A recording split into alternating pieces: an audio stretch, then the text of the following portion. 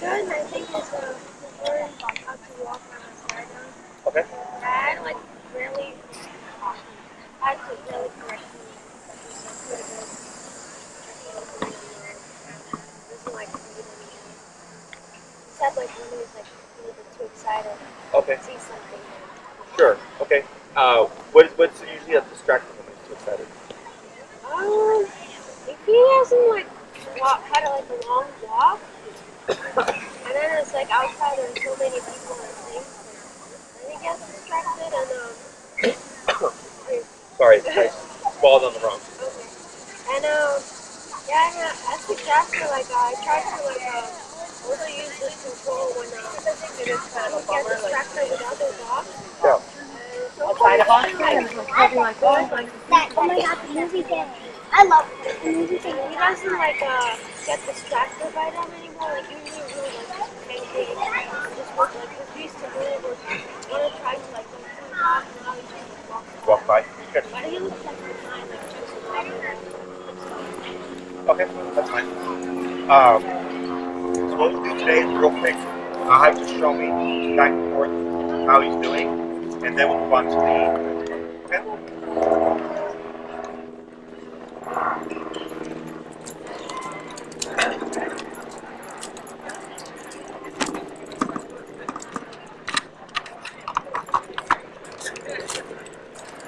And what's your number by?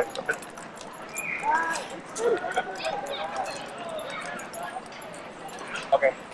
Sometimes he's like really like sensitive when it's like around 15. Okay. But sometimes he doesn't like even feel until it's like 25.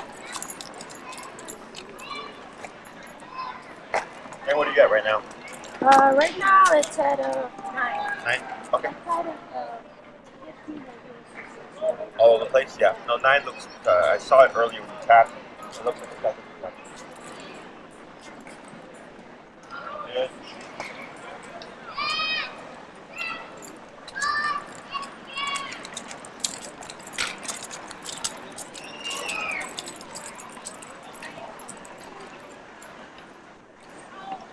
Okay, very good. You go ahead and come to a stop here. All right. Good job. What we're going to do today is we're going to add in the word heel. Heel is what turns everything on. Because last week we weren't saying anything right other than I think a break to let him know he can go potty and stuff. And I saw your email.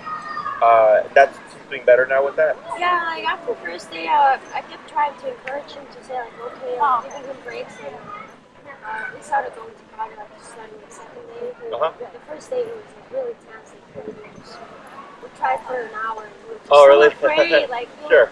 He wouldn't leave my side at all. Okay, good. So heel is now going to be the on switch. So break is off, you're free. Heel is now you have to do all this stuff. Okay. He's on the right side. Yep. Okay. So what we're going to do here is you're going to say the word heel first, and then you're going to move forward with the right leg. Okay. So you heel and the right leg, you're going to start walking. Dogs have a wider peripheral range than we do. So for Starfox, when he hears the word and he sees your leg move like this, that tells him now we're walking. We only use the word heel when you go from stationary to motion. Okay, so if you're walking with Starfox and he gets ahead of you, you wouldn't say heel and turn. You would just turn and tap. Okay, to correct him. So you only say it one time.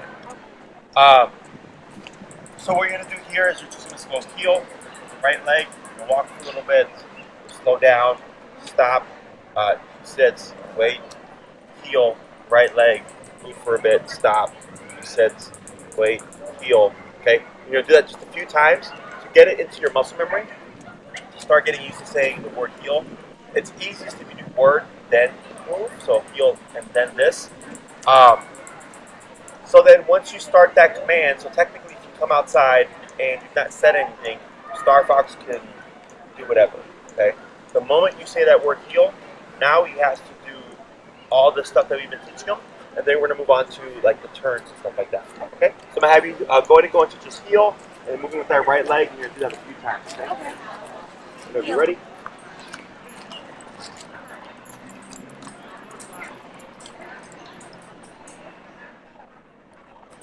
Good.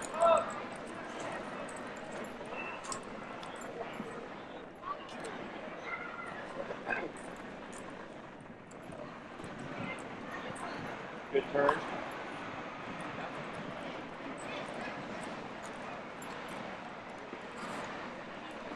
Good, just a couple more.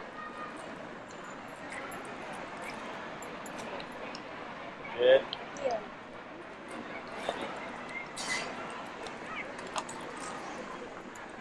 Last one. Heel.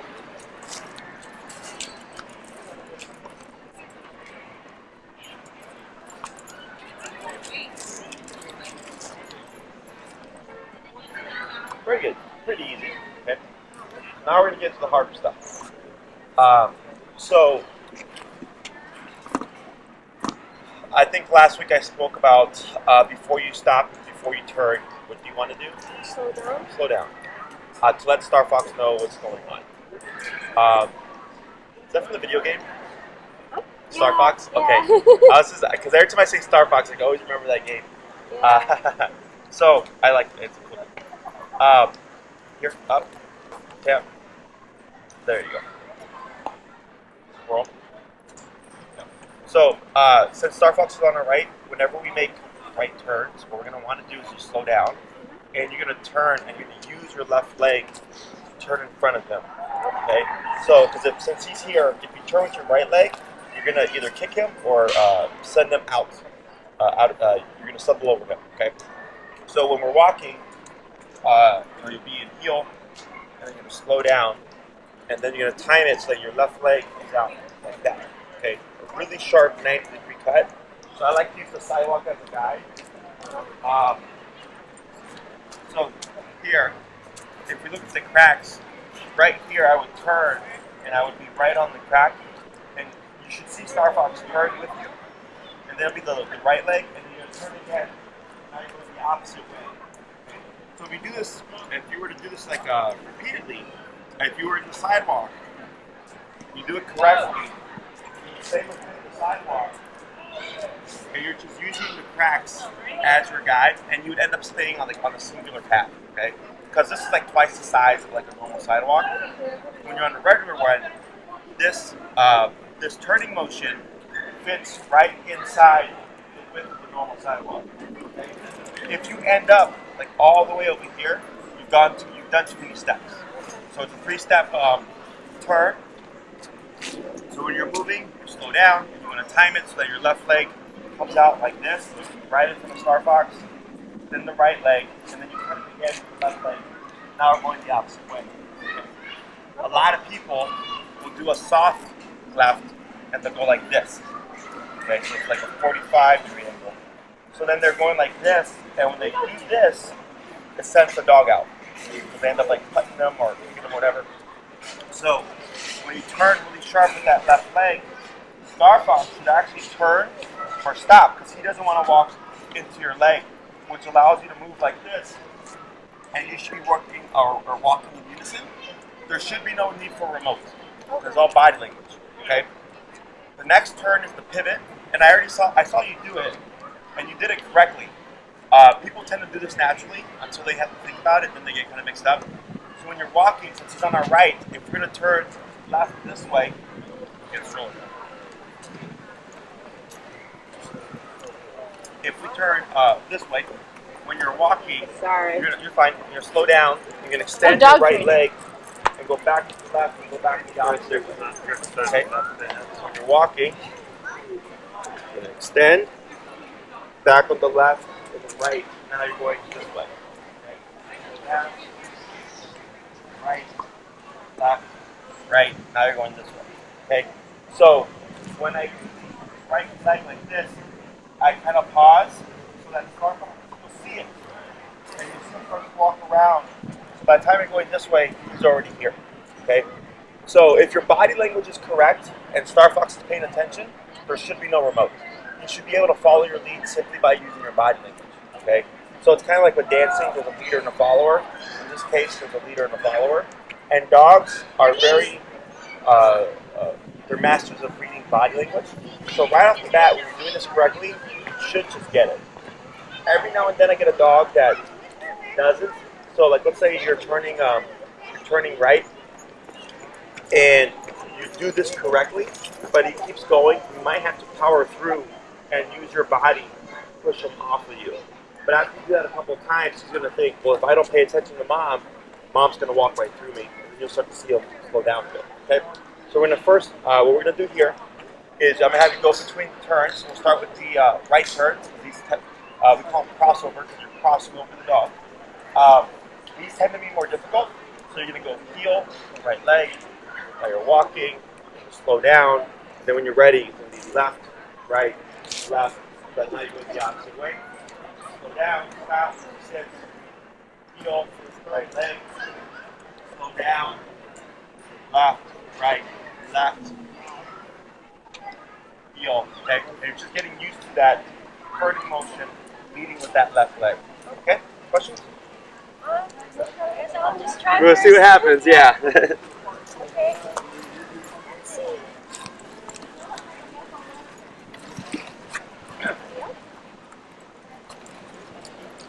And go ahead and hug to the go on the left side to give you space. Yeah, there you go.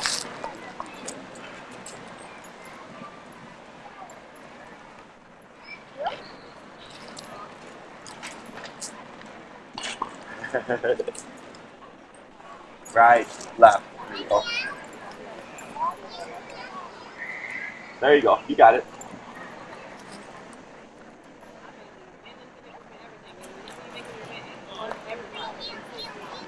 Left, right, left. There you go. You got it. That was good. Let's try that a few more times. Yep, good. There you go. And you can see them kind of just turning with you there. Good.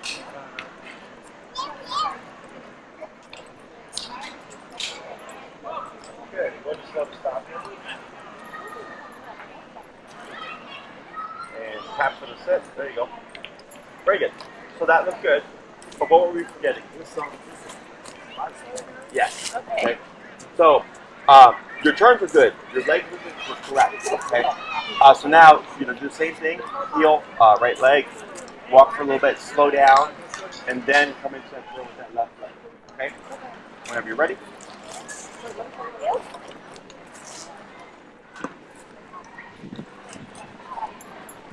Left, right, good. Yeah.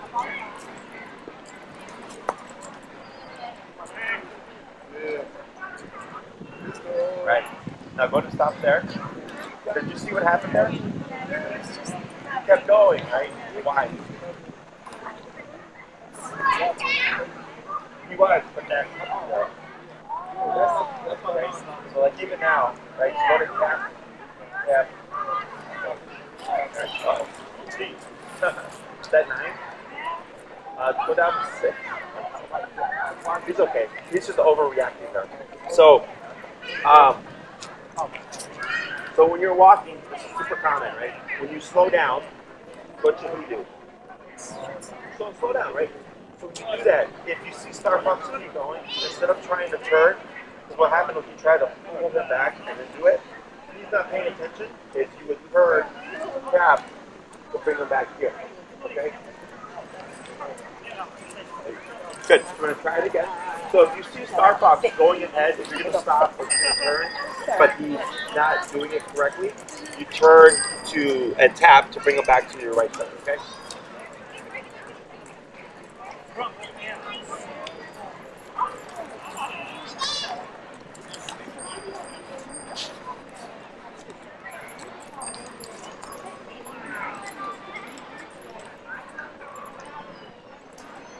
Forward, you got it, good.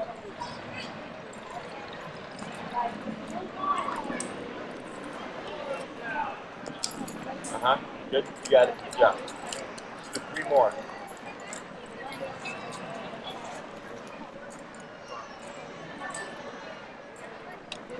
Good, 2 more.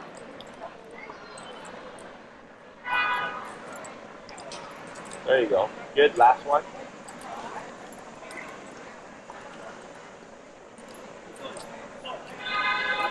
There you go, and slow to stop. Good, so all those were good. So now we're going to do the pivot. So that's going to be right, left, right. Okay. Good.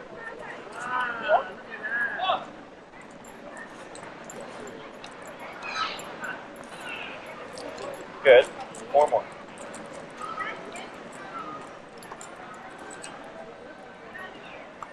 Good. Good job. Three more.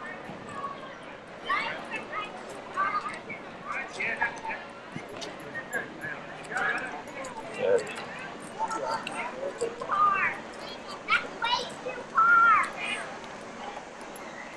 Good. Last one.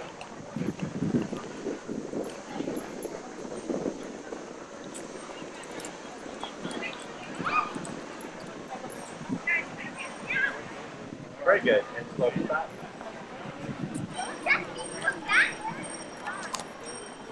Good. So you can see when you were sticking out your right leg, how you would snap and come around. On some of them, when you would complete the turn, you kind of go opposite, then you come back to the correct height. I'm okay with that for now. As you do more training, like let's say next week, that can get more like that should go away. Okay? It's not the Otherwise, if all your body language is correct, there should be no need for motion. Okay? If he's paying attention, because the heel is two parts. Heel is for Starfox, but for you, it's to keep him in attention, right? So if he's getting distracted, you want to correct that. But also, you know what you're going to do. You know when you're going to stop. You know when you're going to turn. He doesn't. So you're using body language to convey to Starfox, like, hey, this is what we're doing. And if everything's working correctly, then there should be no need for motion. Okay. Now, like earlier, because you're going to make a right turn, and he was distracted. It's the same thing, like let's say you're walking with Starfox and you're going to stop. Sometimes when you come to a stop, the dog will keep going, and like the owner will just pull him back because they're just stopping. That can untrain Starfox.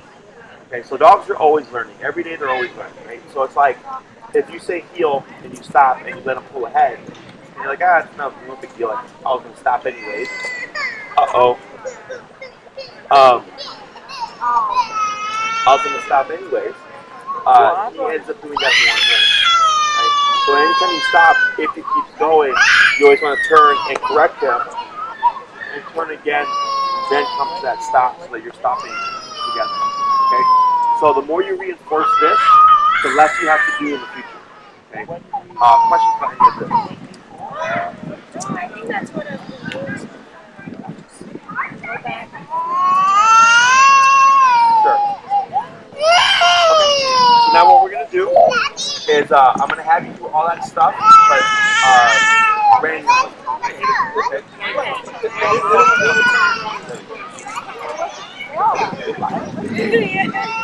Okay? So you're going to say heel, and I'm going to have you do the left turn, the pivots, and the crossovers, but you pick. However you want to do it. If everything is correct and you're using your body language right, there should be no reason why Starfox isn't able to follow your lead. Okay? Questions? Okay. You go right here. We'll just go down a little bit.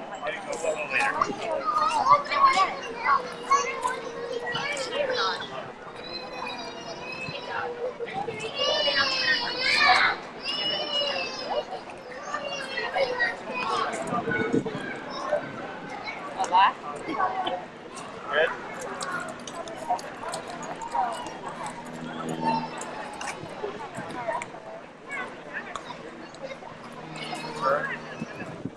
Oh, shoot, I lost my. Good.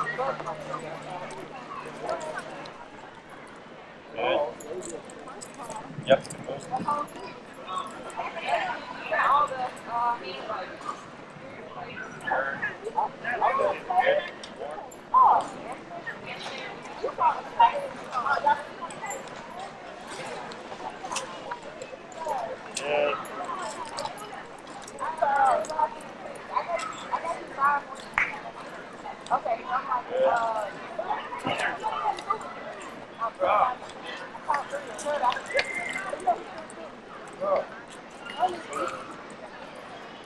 Crossover, one more. My Steve's at the facility, right? What? My Steve's at the facility. I don't know. I think I left him. Let us slow to stop. Very good. So no need to remote there, right? So the hardest part of this is actually when you're on your walks, like actually just walking with Starfox, is remembering and timing your turn. So if you're going to see like, you know, if there's a stop sign, you're going to turn left, or sorry, turn right, then you have to plan it so that when you get to the stop sign, you just walk. Okay? What I suggest is before your walk, you know, let Starfox have his potty break, get out the way, and then you start with like 5 heels, and then stop, and then 5 heels and like turn, and then 5 heels to pivots, just to warm up and get used to like the movements, to get in your muscle memory. Okay? After you've done this for so long, you'll just like know it, and you don't have to do that anymore. You can just do your walk. Like so for me, I do this stuff naturally. Like I do it off the left side, so everything I do is left. So, but if I try to do it the wrong way, it's really hard for me. I'm so used to doing it the right way. Okay, so just getting used to it. It's not a problem to read. Okay. Typically, when dogs struggle with turning with the owner, it's because the owner's not slowing down. So almost everybody forgets to slow down. Okay. So if that ever happens, just think to yourself that I slow down. Otherwise, if he's not paying attention because it's too distracting, then we're too low. Okay, it's either one of those. We're not slowing down, or we're too low on the collar. That he's more interested in what's going on over there than he is interested about doing this. Okay, questions? So how do I like Oh, sure. Like, is there anywhere nearby that's close by you? Yeah, like I live right by the curb cars, and like especially on the evening walks, there's so many squirrels and like bunnies everywhere. Good. So just go slow, easy. What's the highest you went this month? 27. 27? And that was for a squirrel or distraction? Yeah, a squirrel. And then what did you do? She was like, he did pay attention to me for some time, but like, not a squirrel, just went by, so it's just like, we got it. Okay, so after you corrected him for the squirrel, did he look like, because this here is like calm, or did he look more like still looking for squirrels? Okay, so, and then like right now you went from 9 and you went down to 6. Is now we have to either find a number that's in between, that's high enough that he doesn't care about the squirrels without even having to do anything, but not so high that he's like all over the place. Okay, and that's going to be, that might be a little hard because he does seem to be a bit sensitive. He's doing much better than the first class. Or, so if I'm walking by squirrels and I tap him at 27, and it stops him, but he keeps looking, what's that tell me? Too low. Yeah, because so like, let's say he's looking at the squirrel, right? And you tap him, and he stops like kind of going like this, but he keeps looking, then that tells me it's not enough. Because there should be, it depends on the dog. So if they have I can send you a video too. Because I have a dog right now who is crazy for squirrels. And I think he went as high as 80 or 90. And he still kept staring at squirrels. Okay? So it was enough to stop him from like wanting to go do something, but he still wanted to look at them. Okay? So for Starfox, if you're walking with them and you did 27 and he keeps looking at the squirrel, then I might go to 30, and then 33, and then 36, and I try to find that number where he forgets about the squirrel and he's just doing what he's supposed to here. So, like let's say there was a bunch of squirrels in here, right? I would just go back and forth, just playing with the number until eventually you're walking with Starfox and he doesn't care. He just walks by and goes, all right, I don't care about this squirrel. Okay? Now, I don't mind if he like looks and like keeps walking, he's like looking at everything else, but I don't want staring. Because eventually the staring becomes chasing or lunging or whatever. So, say by your park, the Clarendon Park, whatever, that there's a lot in the evening. Yeah. So I would. Okay. So if he's great in the morning, afternoon, all that stuff, like when it's quieter, that's easy. Then I go at night when it's harder. And then that's all you have to do is whatever your number is, if it's 15, and then as you're walking by the squirrels, 15 to 18 to 21 to 24, until you find Starfox not comparing to squirrels, it cares more about you. Okay. And then you finish the exercise and you just walk normally. Then you come back the next night, and you walk by the squirrels again. And if you see, what do you remember?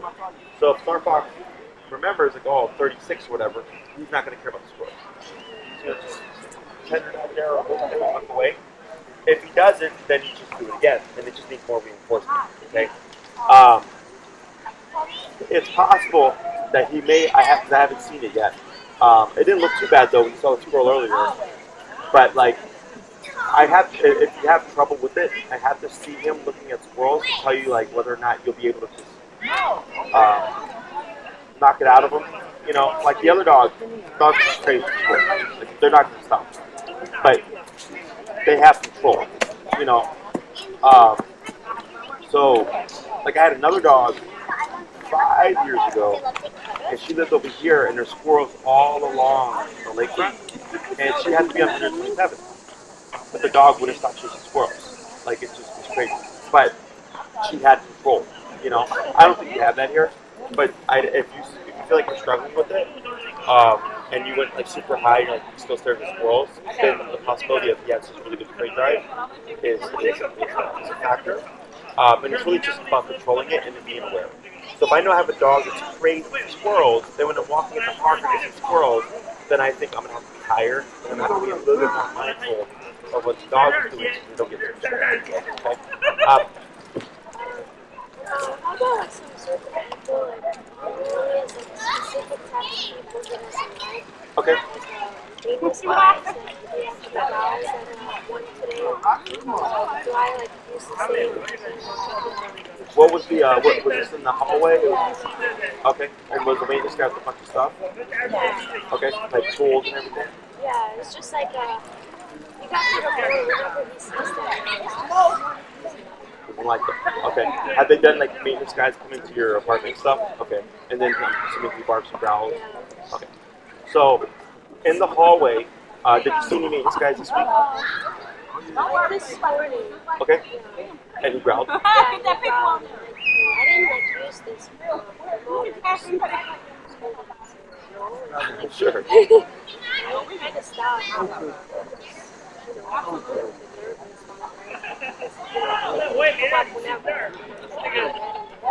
Oh, gotcha. Yeah, so Okay. what I do is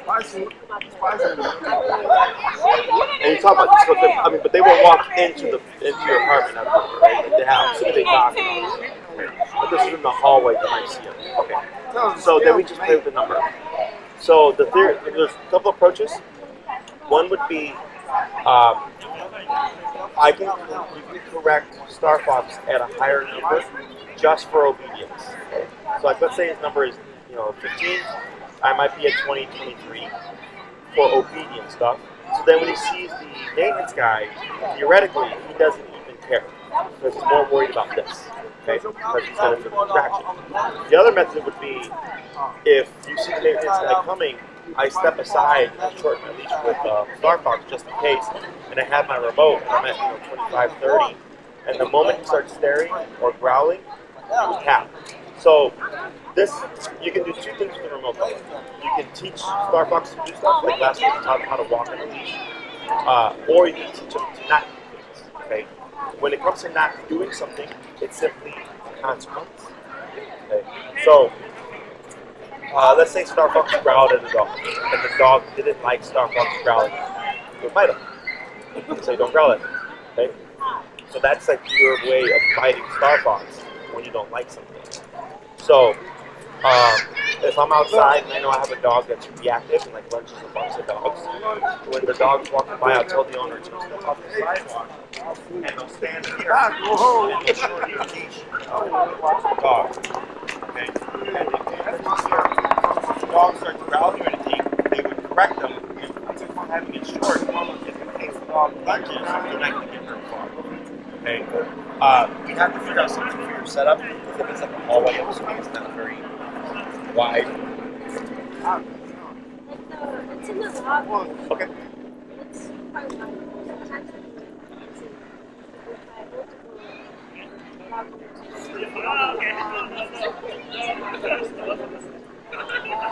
Right. Okay. So that happened this morning. Did it happen any other time during the week? was someone who like tried to help me. I had like a I had like a Starfox in my hand. I tried to push it myself. And that person tried to help me, but now that person. Sure. Okay. How close did they get? A little bit closer to the door. Okay. Maybe like someone here. And this was in the lobby? Yeah. Okay. Was there other things going on or no? No. Okay. Were they talking like loud or a lot? I know talking to me. Sure. Okay. So it could be a couple things. It could be the energy, like of just talking. Also that proximity of closing in into your personal space, and you should be protective. So what I would do is, if you know in the lobby is you're going to be busy, there's going to be some maintenance man or anything like that, I would already have remote emergency. Okay. Because when you he's walking really well, right? But then if something happens, now you have to go up here to press the button. So I add an extra step. And so what I would do is, if you're going into the lobby, I already have it ready. And then you want to get used to also playing with the knob to raise it if needed. So like, let's say you're at, and I might be already higher before I get in the lobby. So if outside he's on 15, and he's doing perfect. But then when I start to go to the lobby, I go to 25, 30. Like I'm already higher. So that when he growls, I can stop the behavior, and I'm trying to correct it firm enough that he doesn't do it again next time. Does that make sense? Now dogs, when it comes to aversive, it is a pretty quick process, but don't think like, let's say you do that one day, remote Starfox is growling, and then he doesn't do it for 3 weeks. But then 3 weeks later he does. You know, like that's how the process is, and then you just always correct it. So you always want to assume something's going to happen until it's been like 8 months and like there's been no growling, right? Now, what happens is people get complacent or they get too comfortable, and they're like, man, the dog hasn't growled in like a year. Like, this is awesome. My dog's better, and then something happens because they got too comfortable, thinking like, oh, I saw his progress. It's like the people, you know, like y'all get angry and all that stuff. And you may have like a streak of where like you don't have a bad day, and then one day you have a bad day. It's just what it is, right?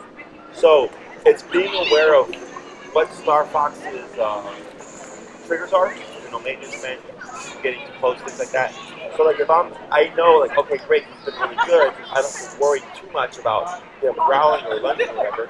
But if I see someone approaching or coming out of nowhere, I'm going to assume, you know, just be a step ahead. So in case you try something, I'm always ready to correct them. Now,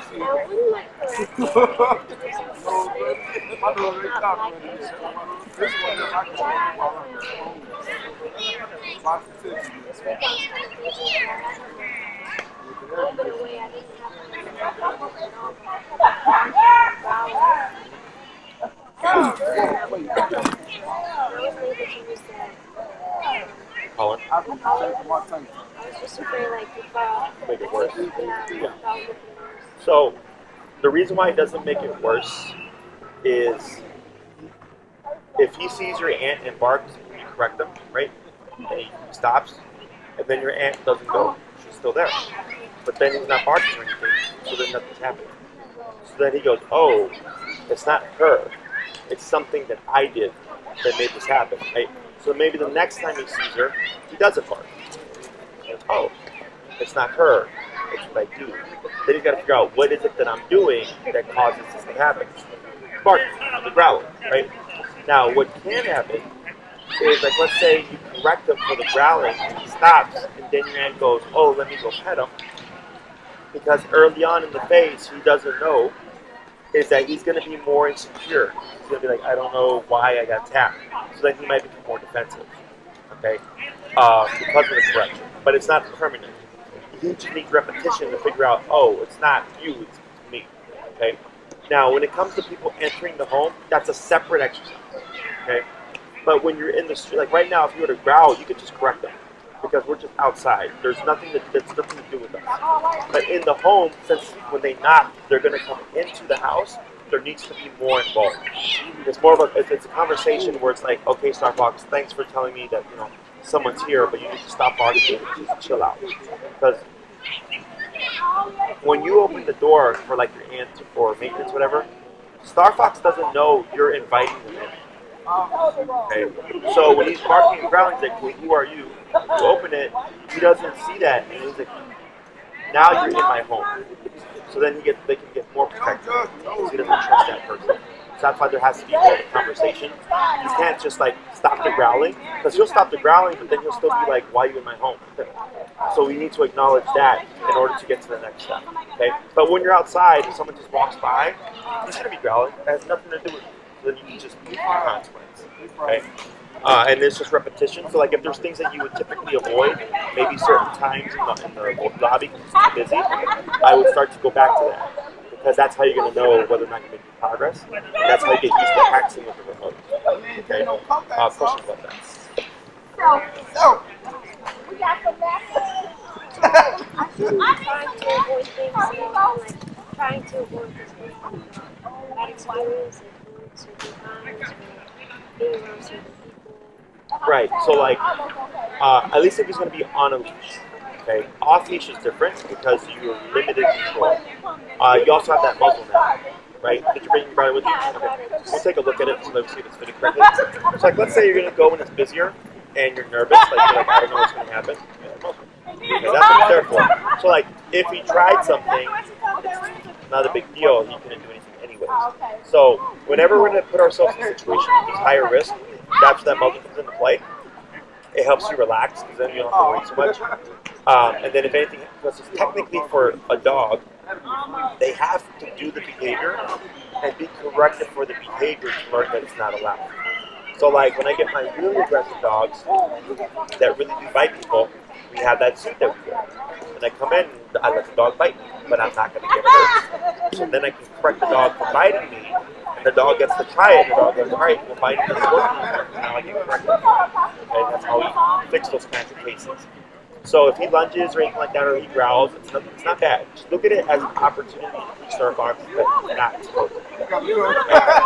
And I don't praise him. Like if he stops growling, I don't say good boy. I'm just like, you're not supposed to. You know. So it's like growing up, like my mom didn't tell me good job for not talking back to her. Just you don't talk back to your parents. You know. Same thing for dogs. Okay. So other questions. So right now, like you say, like use a muzzle when there's like a certain high risk. I put a muzzle whenever the comes in. Sure. He's always does with the muzzle. I just keep feeling like that feeling associates like my own coming over. Sure. So what you can do is have them wear the muzzle more often when nothing's going on. Like, you know, have them wear it for 30 minutes and you're not going to do anything. Take him with the walk on with the muzzle on, you know, for the whole walk. So it just becomes another thing that he wears.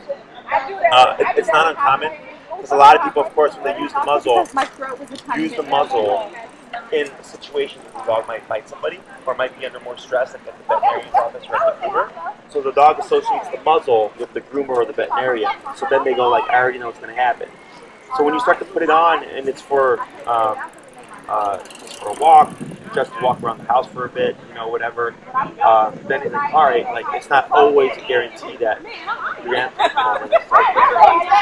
Plus, the more you expose him to stuff, so like when you said with the remote, remember how jumpy he was?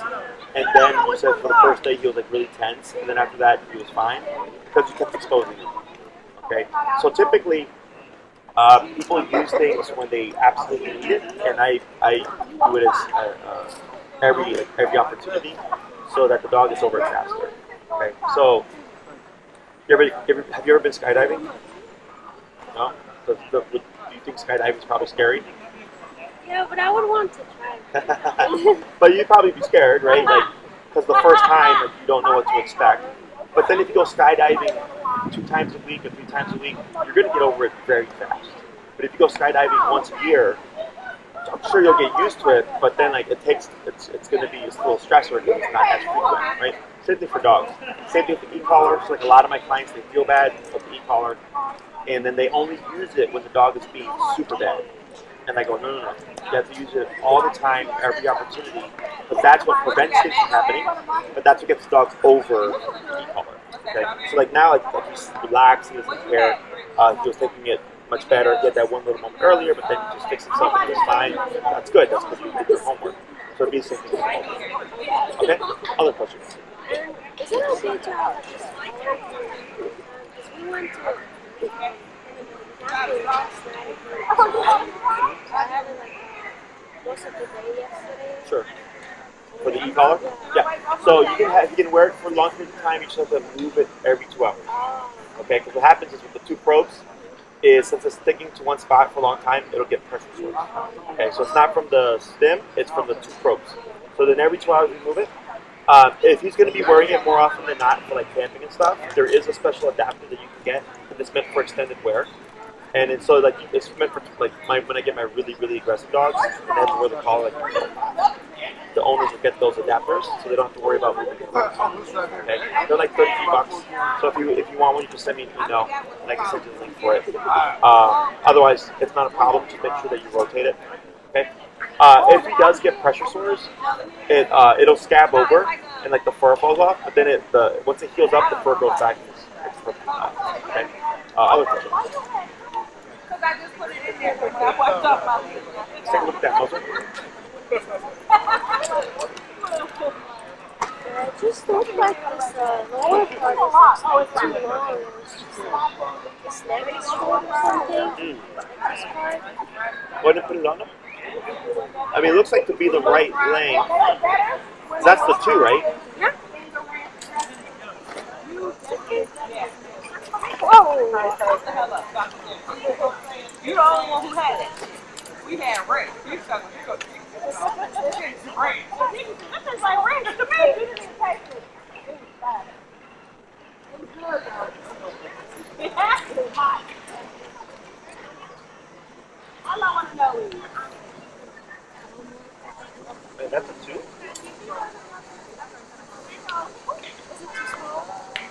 No, I mean, go ahead and put it on them. I feel like the 1 is considerably smaller, right? Yeah. The 1 fits Inano perfectly.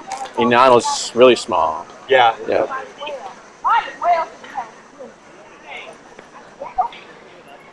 I should carry them in our bag.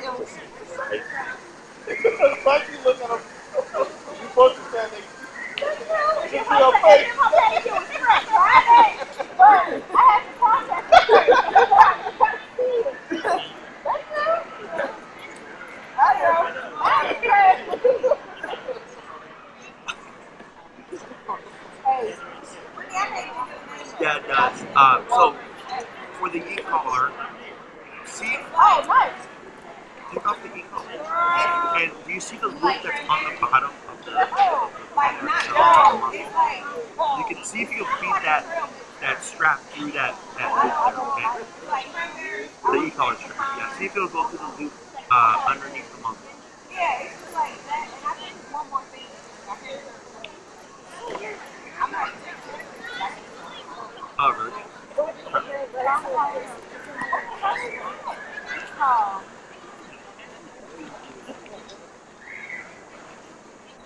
Okay, good. Yeah, we'll go ahead and secure it. I haven't had it yet. But I like it.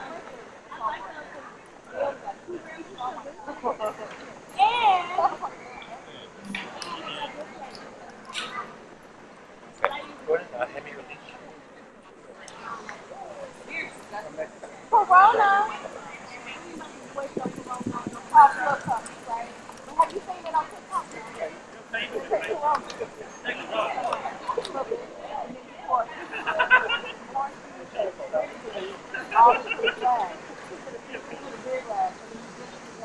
Feel those switches. It's all okay. There. There's one in there.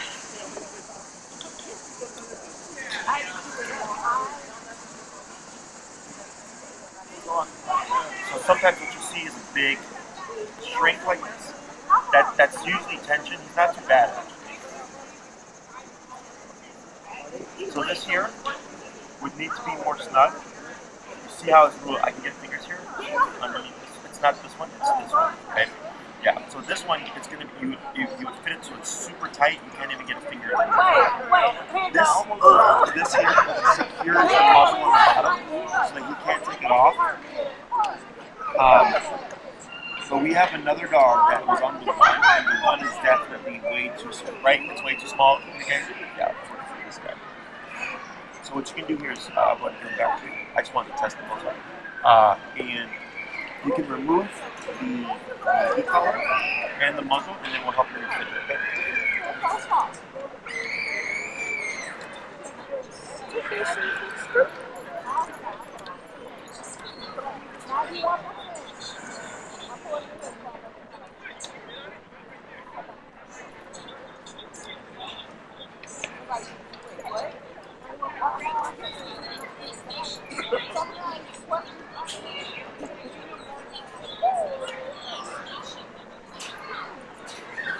Take off the muzzle and hand it to me, and I'm going to start resetting. They recently changed it. The style. So it's more difficult to resize.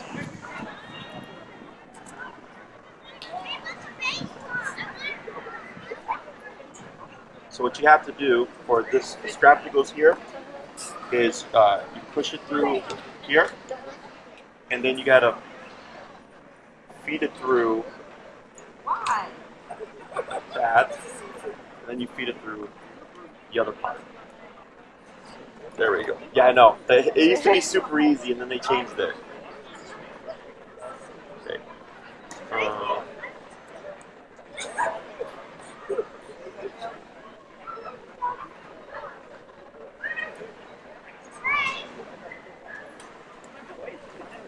You should be able to eat normally.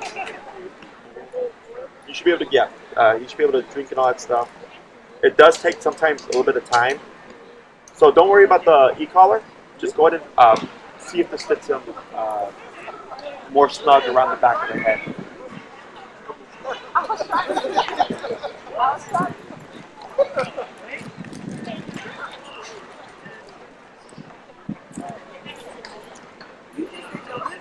So what the good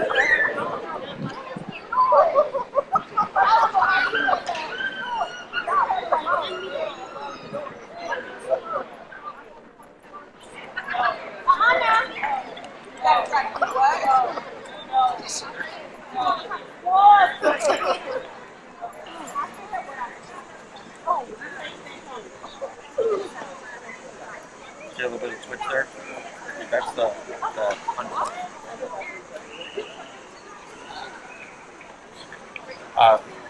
go ahead and take it off again. I'm going to tighten up a little bit more.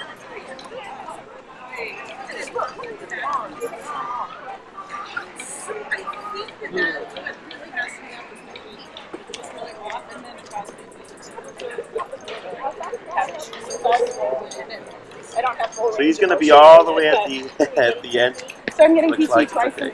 She's like walking. But yeah, the muzzle should fit very snugly on the back of the neck. Otherwise, it'll slide off and then it comes off like that. Okay. So this one we don't do like the flat collar with the 2 fingers or whatever. This you want to be very snug. And then what you can probably do here, see how that fits in, is at the end, in the middle, is with this extra strap here. I don't know, maybe some like a pin or something, or a rubber band or whatever, to keep that there so you don't have this big old straps, flailing around or whatever. But let's see how this fits. Go ahead and tighten it too. What was it? Open one. Ah!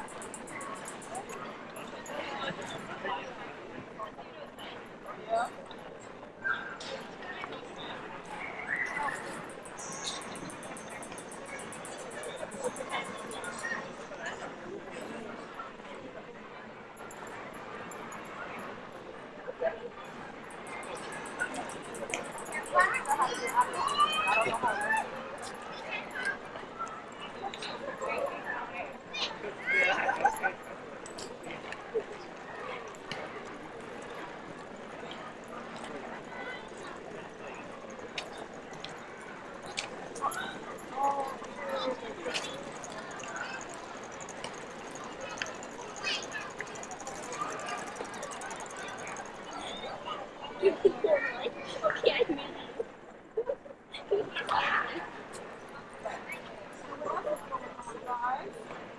Except for the today.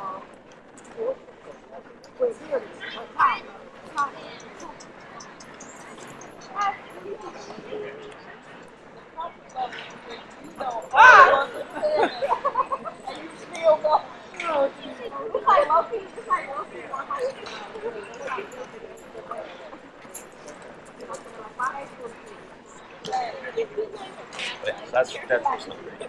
So now, I don't know if you know, but there's a lock here. See that little thing?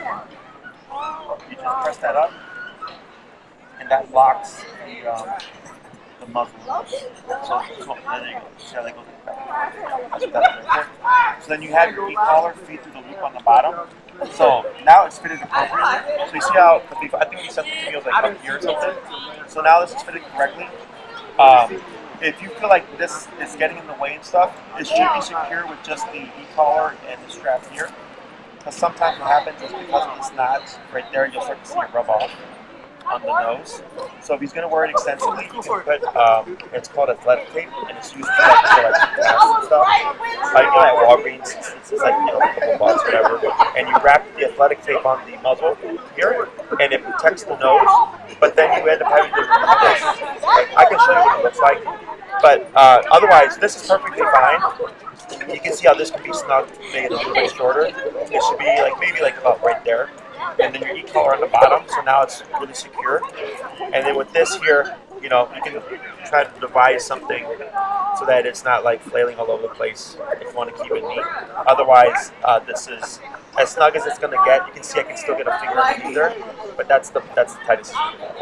Okay. Now, the main concern is that if he tries to take it off, which I don't think he'll be able to with that fitted like that. But now that's, excuse me, that is correct. Okay. Other questions?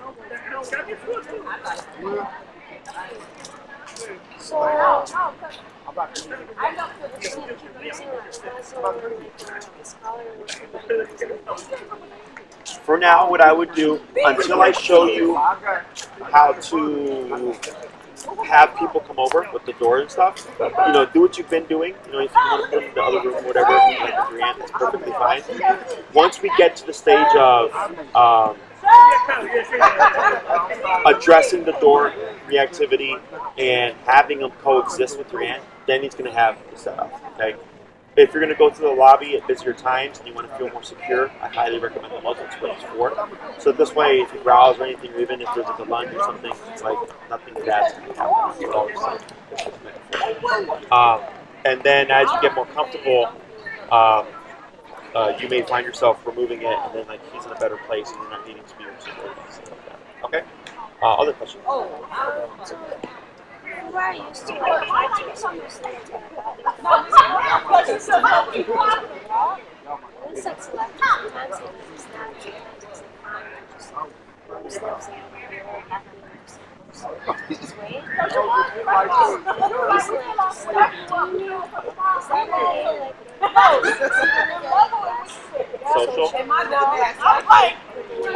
I get dogs that people didn't socialize for the years, and they're social dogs. You know, they're just social. So it's really just like a part of his personality.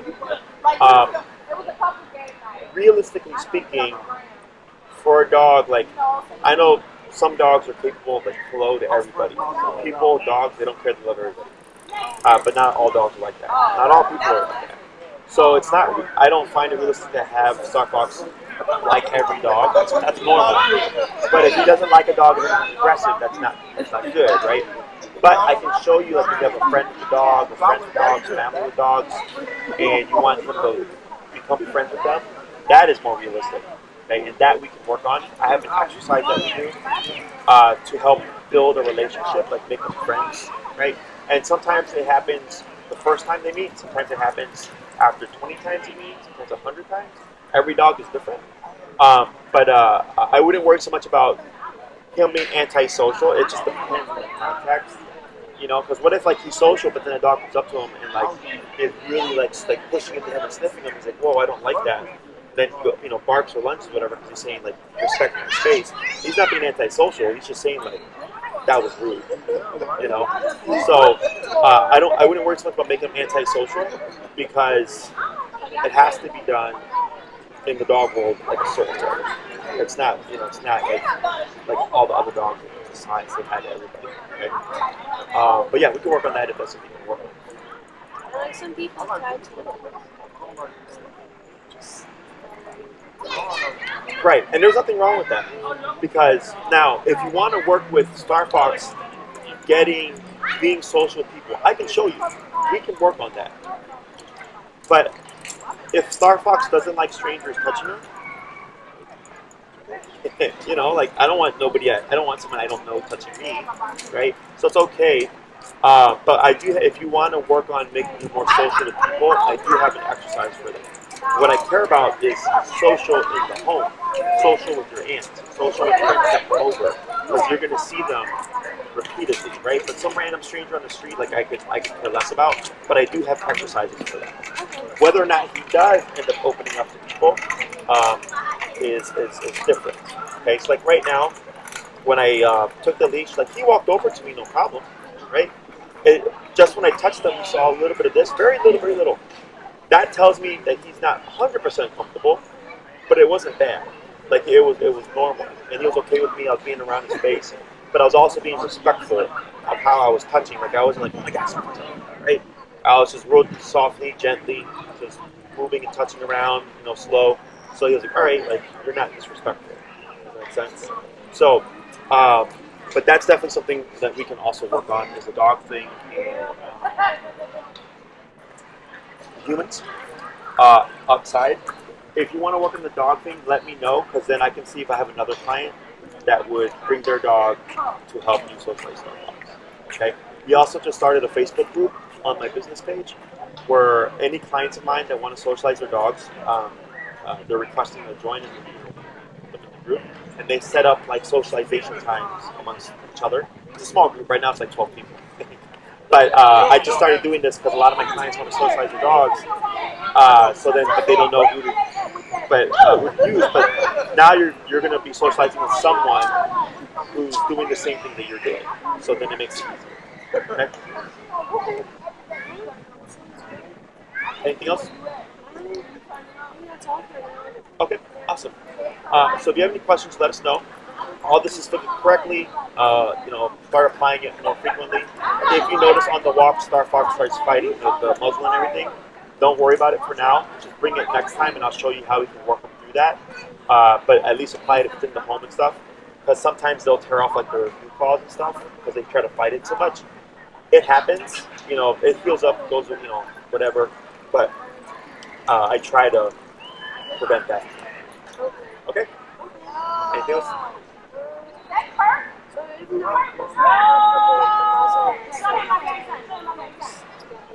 Yeah, the more he wears it, the more like right now he's fine.